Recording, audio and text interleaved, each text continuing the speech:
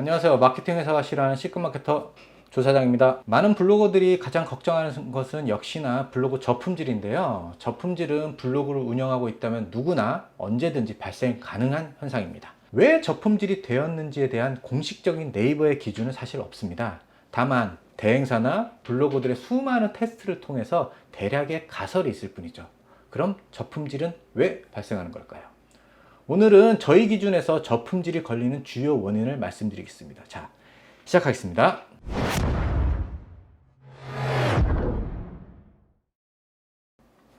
저품질이 걸리는 가장 큰 예상 원인은 당연히 포스팅한 컨텐츠의 문제인데요.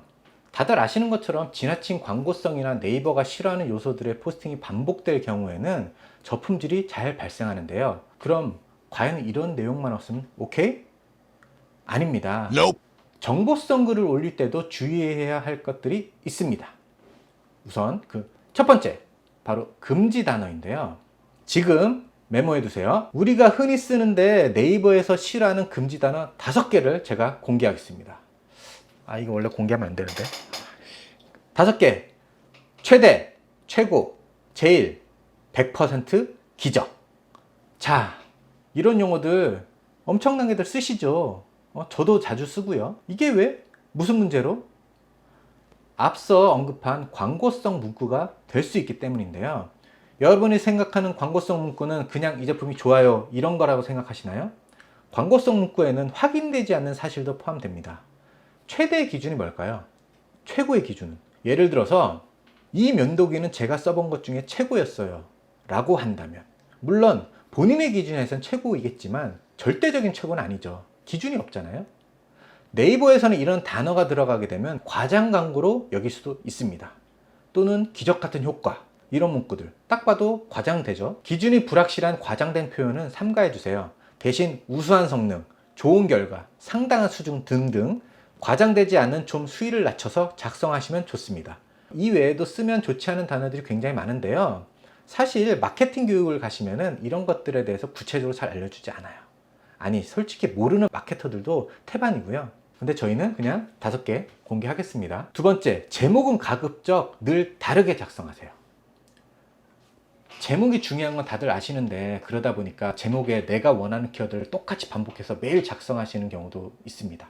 예를 들어서 저희 변호사님들 많이 하니까 변호사님 기준으로 하자면, 오늘은 서초동 변호사 이혼 잘하는 법, 어제는 서초동 변호사 형사소송할 때 주의사항, 내일은 서초동 형사변호사 어쩌고 저쩌고, 이런 식으로 한 달 내내 서초동 변호사와 관련된 키워드로 제목을 달게 되면 당연히 봤을 때 광고성으로 보이죠. 그럼 어떻게 될까요? 저품질 각이 되는 겁니다. 블로그 제목도 돌려가면서 쓰세요. 예를 들어서 내가 매일 포스팅을 한다면 2개 이내로 유사한 제목으로 하시고요. 3개 정도는 완전히 다른 제목, 즉 매번 쓰는 거 말고 다른 주제, 다른 키워드를 활용한 제목으로 포스팅하기를 부탁드리겠습니다. 세 번째는 이미지 돌려쓰지 말기. 정말 흔하게 하는 실수 중 하나가 똑같은 이미지를 계속 반복해서 쓰는 경우인데요. 그 중에서 가장 많은 실수는 제일 마지막에 회사에 대한 연락처나 주소 등을 이미지로 만들어서 반복 사용하는 경우입니다. 당연히 포스팅에 회사에 대한 설명이나 연락처 등을 남겨야겠죠. 그런데 그걸 이미지로 만들어서 어제도 오늘도 내일도 제일 마지막에 같은 연락처 정보 이미지를 쓸 경우에는 그 이미지들이 중복 이미지로 처리되어 먼저 누락이 되게 되고, 그 다음에 글이 누락되면서 나중에는 블로그 자체가 저품이 되는 경우가 발생하게 됩니다. 너무 이쁘고 전문적으로 만들려다가 오히려 저품질이 되는 황당한 경우인데요. 그래서 제가 전에도 자주 언급했지만 이미지 사용도 대충 하시면 안 됩니다. 같은 이미지를 안 쓰시는 게 가장 좋겠지만 꼭 쓰셔야 할 때는 일주일에 한 번 정도? 마지막 네 번째는 앞뒤가 똑같은 내용입니다. 내 회사와 내 상품에 대한 애착이 너무 크다 보니까 특정 부분 몇 줄을 똑같이 쓰시는 경우가 있습니다. 당연히 유사문서에 대한 위험성을 알고 계셔서 문장 전체를 복사해서 쓰시는 경우는 많지 않아요. 한두 단락을 똑같은 걸로 중복해서 쓰시는 경우가 많죠. 제품에 대한 기본 설명이나 인사말 또는 마무리 글들이 대표적인데요. 한두 줄 정도면 그래도 괜찮을 수 있는데 3줄, 4줄, 심지어는 한 단락, 그럴 경우에는 이것도 유사문서의 원인이 될 수 있습니다. 당연히 저품의 원인이 될 수 있고요. 중복되는 내용을 올리시더라도 문장이 길어질 경우에는 꼭 다른 내용을 중간중간에 넣어서 유사문서로 인식이 되지 않게 하세요.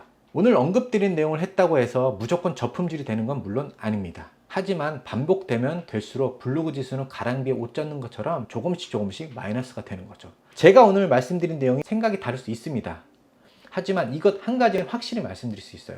저희는 현재 이런 방법을 가지고 블로그를 운영하고 있고, 그에 따라서 블로그 저품질 대란이 일어났을 때도 큰 피해 없이 지금까지 운영을 잘 하고 있다는 사실, 그리고 지금도 많은 전문적인 포스팅과 관리가 필요한 변호사님, 병원 원장님, 그리고 기업에서 문의를 많이 주고 계시고요. 물론 이보다 더 많은 노하우가 있지만 그건 나름의 대비라 공개하진 않겠습니다. 죄송합니다. 블로그 저품질을 100% 막을 수는 없습니다. 저희도 마찬가지고요. C랭크니 다이아니 로직에 맞는 글을 쓰는 것도 굉장히 중요하지만 쓸 때 주의하셔야 할 것도 많다는 걸 절대 잊지 마세요. 지금까지 마케팅 회사가 싫어하는 C급 마케터 조사장이었습니다. 감사합니다.